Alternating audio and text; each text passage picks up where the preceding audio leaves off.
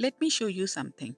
Both of these are oranges made from mixing red and yellow, but one is dull and the other is vibrant. Why is that? In this video, I will show you why your mixes sometimes turn dull or muddy and how understanding one simple rule can make all the difference. Hi everyone, welcome back. Let's start at the very beginning. There are three primary colors: red, yellow, and blue. They are called primary colors because you can't create them from other colors. But every other color you see can be mixed from these three. Let's place them in a circle. Red here, yellow here, and blue here. And this simple circle is the starting point of what we call a color wheel.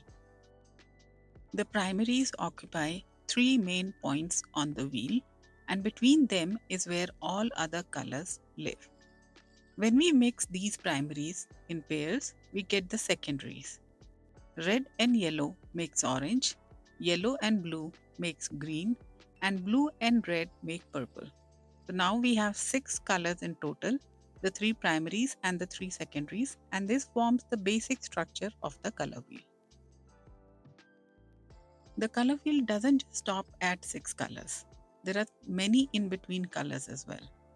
For example, between red and yellow, there isn't just one orange. There's a whole range of oranges, from reddish orange to yellowish orange.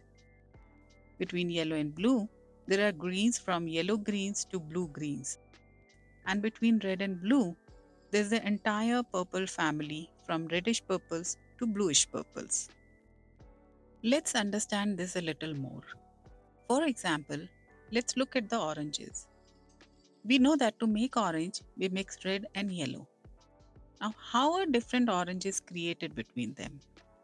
If there's more red in the mix, the orange looks more reddish orange, and as the red keeps going down and yellow increases, the orange shifts from reddish orange to yellowish orange. It sounds simple, right? If I just vary the amount of red or yellow, I should get different versions of orange. But then why do some oranges look bright while others turn dull and muddy? And light versus dark is very different from bright versus muddy. To understand why dullness shows up, we need to look at the difference between a theoretical primary color and the actual pigments we use in real life. The truth is, there's no such thing as a perfect or pure primary color. Red, yellow, and blue are just theoretical ideals. In real life, no pigment exists that's 100% isolated as a true primary. Every tube of paint you buy already carries a trace of another color in it. And it's not because the manufacturers deliberately mix them, it's simply how pigment chemistry works. Each pigment naturally has a slight bias towards one of its neighbors on the color wheel. So, for example, any red you pick will have a tiny bias, either a hint of yellow that pulls it towards orange, or a hint of blue that pulls it towards purple. And the same goes for yellows and blues too. This slight lean is what we call its bias. Have you noticed that artists never use tubes labeled primary red, primary yellow, or primary blue? Instead, you'll see them reaching out for phthalo blue, ultramarine blue, cadmium red, or cadmium yellow. Why is that? If primaries can create all other colors, then why not just use the primary tubes? The reason is bias. When an artist picks up ultramarine blue, they know it's blue with a red bias. If they pick cerulean blue, they know it has a yellow bias.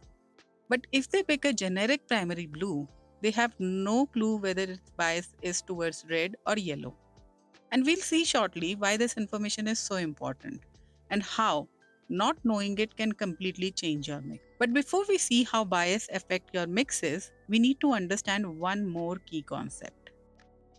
Ever noticed how when you keep mixing and mixing different paints on your palette, they eventually turn into a muddy gray or brownish color? That's because the moment all three primaries end up in the same mix, the color starts shifting towards gray. We explored this in my previous video while talking about complementary colors, And if you think about it, complementary colors already contain a component of each primary in them.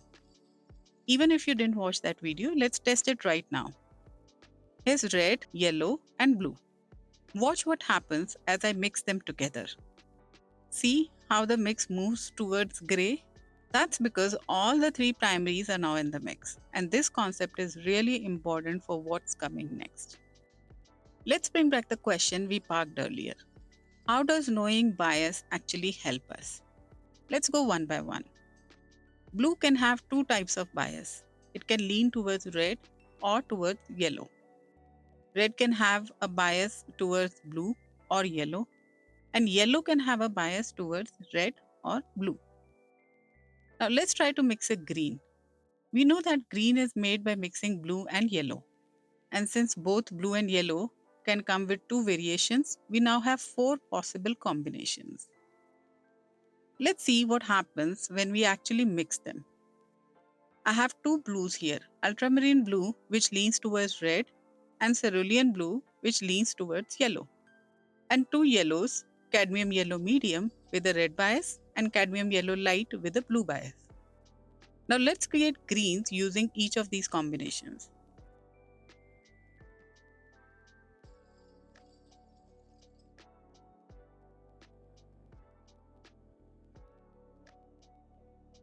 Let's look closely at what's happening. This mix, made with ultramarine blue, the one with red bias, and cadmium yellow medium, the one with red bias, contains yellow and blue plus red from the bias. And remember, whenever all three primaries come together, they pull the mix towards a duller version. That's why this mix looks duller. And this one here, made from cerulean blue and cadmium yellow light, doesn't have any red in it. That's why it looks the brightest of all. Now, none of these greens are bad. They just serve different purposes. The bright one works beautifully for highlights or fresh leaves, while the duller ones are great for shadows or distant trees. Now that we know the rule, let's use it to decode orange. We know that to mix orange, we need red and yellow, which means the unwanted color this time is blue, because that's the third primary we don't want in our mix. Just like before, each of our primaries we have two possible biases. Red can lean towards yellow or towards blue. Yellow can lean towards red or towards blue. That gives us four possible combinations again. The mixes that contain blue will end up slightly duller because again, all three primaries are sneaking into the mix. But the combination that doesn't contain any blue gives you the brightest, most vivid orange.